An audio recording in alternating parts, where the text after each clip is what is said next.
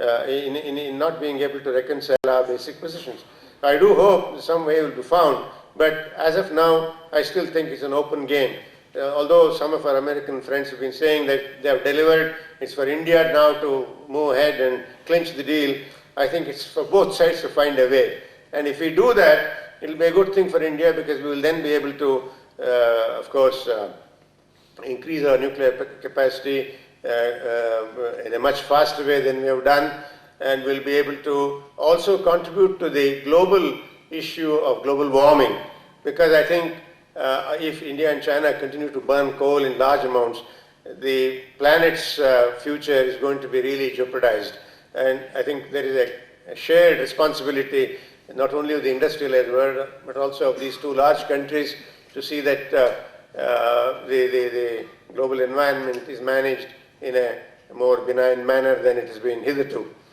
So I would then conclude, I think I've taken maybe almost an hour, saying that yes, we would like to see this agreement go through, but we would like to see this agreement go through only on the basis that the issues raised by the Prime Minister in his statement of August 17th, 2006 are adequately addressed to India's satisfaction. Thank you very much.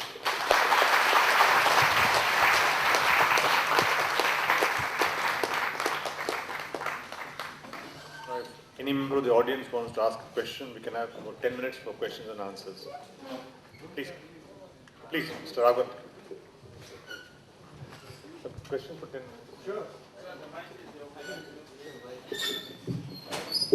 For 15 years, ever since I became the chairman of DVC in 1969, I have written about 10 pieces on this nuclear deal from the 19th of July 2006. So it is with a certain degree of concern and involvement that I am raising a few questions. Firstly, of course, I am reflecting the opinion of all of you when I pay my tribute to our speaker today for a very lucid exposition of the issues. And as Mr. Datta said, in a balanced way, in a clinical, balanced manner. I think it's a long time, I am 80 years old, it's a long time since I have heard such an analytical and clinical presentation from a public platform. Sir, if you read the statements of President Abdul Kalam between the lines, he has been advocating energy independence, and it occurs to me that he is not very happy with what has been transpiring over this deal. He seems to be placing emphasis on getting over the difficulties of the thorium route very soon, which would relieve us of all the burdens that we are going to experience under this deal. So my first question is, how close are we to the achievement of what we desire via the thorium route? I am told that 2 stages of the thorium cycle have been mastered, and it is only the 3rd stage that is waiting. And with the scientists' contribution and their achievements in the past, it will not be long before, it may take a little longer than this deal, but at least tolerably within reach. Therefore, my first question is, how close are we to the thorium route? The second question I want to raise is, you have yourself said that there is no convergence. You are right. There is no convergence between what the Prime Minister said on August 17th in Parliament and what has emerged out of what I might call the Jekyll and Hyde bill, and which has been put in the Jekyll and Hyde bill, and what the Prime Minister said on August 17th. There is no convergence. You, of course, in your understated way, had been mentioning a very polite words, but my feeling is that we are on a collision course if we are going to insist on what the Prime Minister is saying, the red lines drawn by the Prime Minister, and what the Hyde Act has said. We are going to be on a collision course. For instance, if you do explode a nuclear device, the supplies are going to be stopped, by which time you would have spent about 30,000 crores of rupees, and you would be stuck with all that money going to waste. And they would go to the nuclear suppliers group and prevent everything coming to you. Therefore, we are in a bad situation if we are letting the Prime Minister's statesman on the one hand and the Hyde Act on the other. There is no convergence. Along with that, my final point is the so-called Section 123, Section 123 of the Atomic Energy Act. Many ignorant people in this country are saying, forget the Hyde Act, you can negotiate a bilateral agreement under Section 123, which will brush under the carpet all that you are worried about under the Hyde Act, and it will wash out and it will neutralize whatever is of concern to you under the Hyde Act. This is utter what Jawaharlal Nehru might have called fantastic nonsense, because the Section 123 of the Atomic Energy Act doesn't let anyone off the hook. Sir, you know that it binds the cooperating party. The Americans call the party negotiating under 123 the cooperating party. That is to say, if you raise any doubts, you are a non-cooperating party. You see the value, the loaded phraseology used in Section 123 Act. The Americans will negotiate with a cooperating party. You should be perpetually cooperating. Okay. Now, leaving that aside, the 123 agreement binds the cooperating party to cooperate in executing four kinds of agreements, four kinds of guarantees. The cooperating party, it is a four closely typed single space printed section. Remember that it is an agreement in itself. It is a 4-page single space printed section. And there they explicitly bind the cooperating party to give four types of guarantees which buttress what the Hyde Act has said with regard to reprocessing, enriching, and so on and so forth.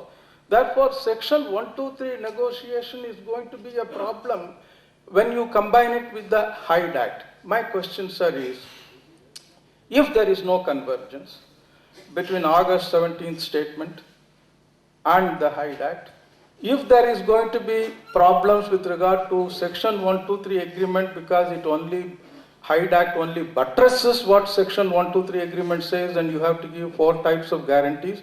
Look at one guarantee that, the section says, sorry to be taking a little more time, one clause in Section 123 says that you cannot store nuclear material in any storing facility without taking the approval of the United States in advance. Therefore, if you want to store nuclear material in Ushilampatti, Kovilpatti or Srivilliputtur, you'll have to go to the Americans to take their permission in advance, even to store your nuclear material and even to decide in which place you will store the nuclear material. That is what, to such detail, the Section 123 goes. Therefore, we are going to be up against a problem. Question is, if this is so, how are we going to manage the coming scenario? On the one hand, no convergence, all these details which are going to take you on a collision course. On the other hand, so-called enlightened national interest. How are we going to come out of this trap? There has been one word used, sir, you would have seen in Parliament, even the Prime Minister had used it, or Pranab Mukherjee used it, walk away. That we can walk away. How can we walk away from something that you have negotiated for 1.5 years? We will be taken as urchins. Therefore, how do we turn our backs on something that might hit our vital national interest?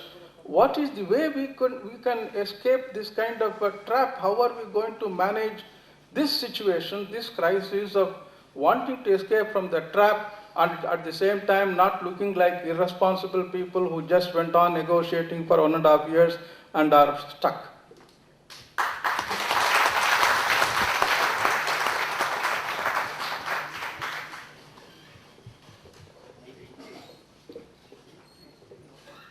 think the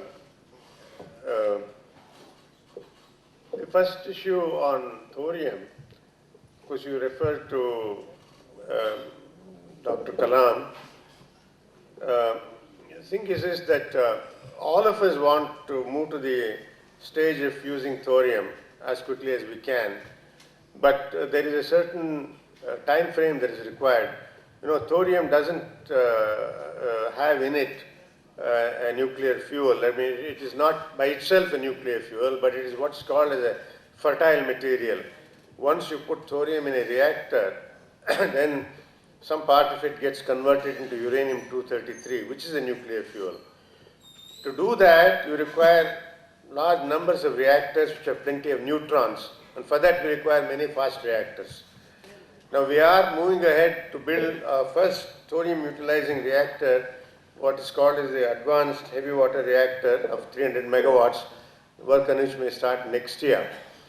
But we do not expect large amounts of thorium to be used for the next 2 decades at least. It will be at least 20 years, 25 years. But in the meantime, we have to build a large capacity of fast reactors. If we go the present route, yes, we will use our plutonium available from our heavy water reactors to start fast reactors. But large amounts of plutonium are also required for building a large number of fast reactors. So the initial size of the nuclear capacity also determines the rate at which thorium utilization is feasible. So our base is rather narrow at the present time. So to put things more directly, if we depend totally on our own route, as we have followed hitherto, there will be a slow rate of growth of nuclear power capacity in the country. But having said that, coming to the general issues, I do agree that, as I mentioned myself, that there is no convergence between the Prime Minister's assurances and what I perceive as the provisions of the Hyde Bill. And I also agree with you that it does appear difficult, the way I see it, how this can be, this lack of convergence can be changed. But then the Indian government has actually not signed any agreement as of now. It's accepted nothing, excepting where they are going to sit now to negotiate the agreement, the bilateral agreement or the 123 agreement. And I have said, and I think I'm going to repeat here, that every one of the issues that we perceive as required in our national interest, which are contained in Prime Minister's August 17th statement, must be put on the table. Take nothing for granted and then move ahead. But of course, I must also tell you that when we express this concern to some of our American friends, including what you said regarding where they store uranium, imported uranium, whatever, they take a different, they say, oh look, you know, Japan is having so many thousands of megawatts, which is all based on imported uranium. Korea is having, what are you fellows crying? You know, this is the way they talk. Of course, I take the view that India is India, India is not Japan, India is not Korea. And therefore, India must protect its interests as it perceives it. We are not a Japan, we are not a Korea, and maybe in the American perception, they may be putting us in this category. But in our perception, we are not putting ourselves in that category of Korea or Japan or whatever. So I think we have got to protect our interests as we perceive them. I agree with you there. Yeah.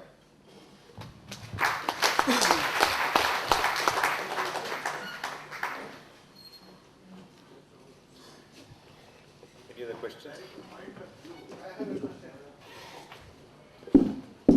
Just a few minutes more. Yeah. Excuse me. Okay, you can ask next. Please go ahead. My name is M.G. Devasayam. I have been involved in the